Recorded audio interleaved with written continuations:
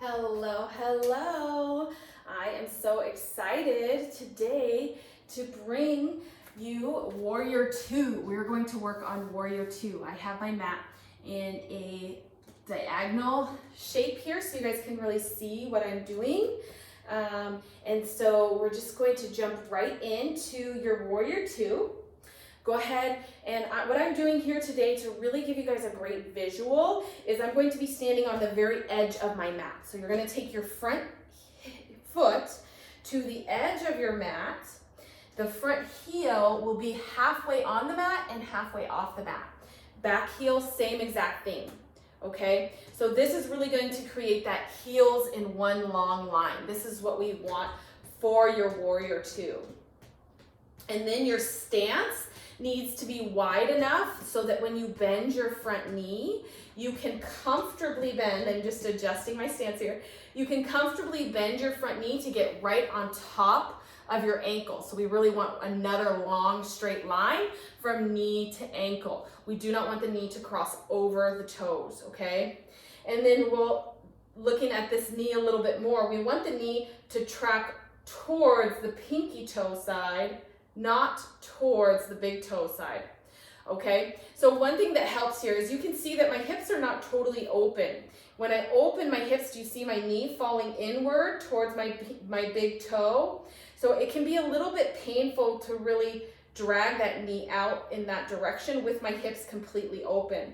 So what I'm going to do is just turn my back hip towards the front of the room. Perfectly acceptable in your Warrior 2. It actually brings a lot more comfort and ease to this pose, and it's a lot safer for your front knee so that you're not tweaking your knee, okay? So front knee is right over your ankle, headed towards the pinky toe. Your back leg is nice and straight, heels in one line. Back hip is headed towards the front of the room, just a little bit. And then we do want your chest to go to the side of the room. So you're just going to twist your chest back so that your chest is in line, going in the same direction as your back toes, right? Your back toes are going straight ahead or parallel with the back of your mat. So from here, we really want to check in with your sits bones. We do not want sort of that sway back happening where your bum sticks out.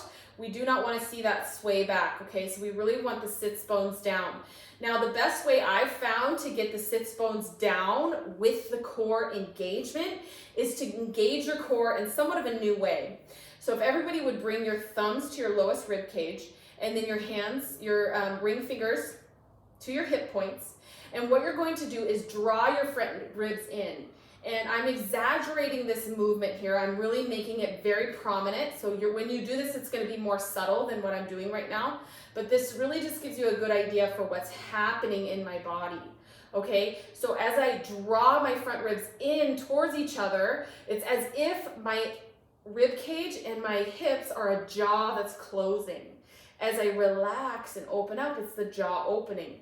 Then draw it in, relax. One more time, draw it in, relax. Good. So what we want is those ribs drawn in, and that's automatically going to get the sits bones headed just slightly towards the mat.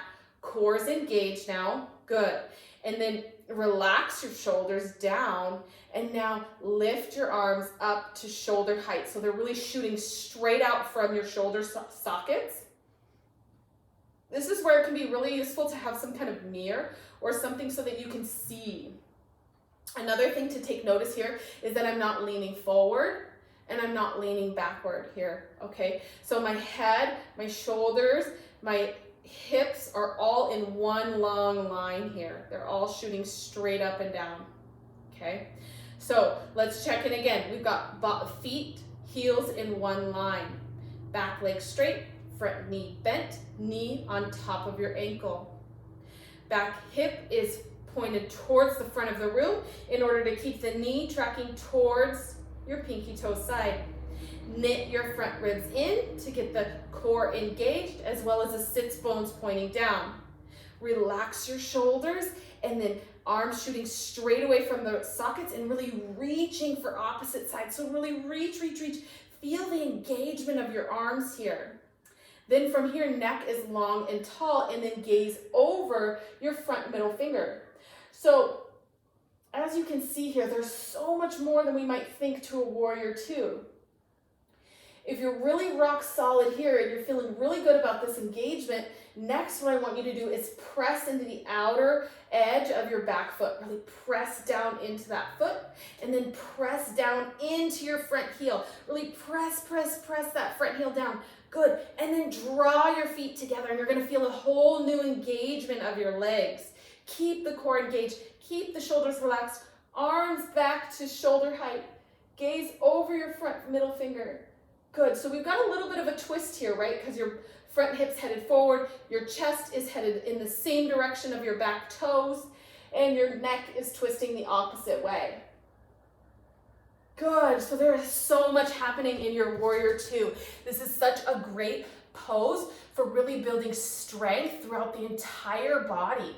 We tend to think of yoga as kind of this simple, easy practice where we're just kind of stretching, but there's so much more to it to that. And you can really see in this pose how we're using every muscle. We're using legs, we're using core, we're using shoulders and arms. So it's a really great way to get a full body exercise through yoga, but you do really have to look at your engagement and look at your poses and really see where you were at with those. So I hope that you found some use in this video on Warrior 2, and I hope you enjoy your practice trying it out. Please let me know what you think of this video in the comments below, and I look forward to seeing you again soon. Bye now.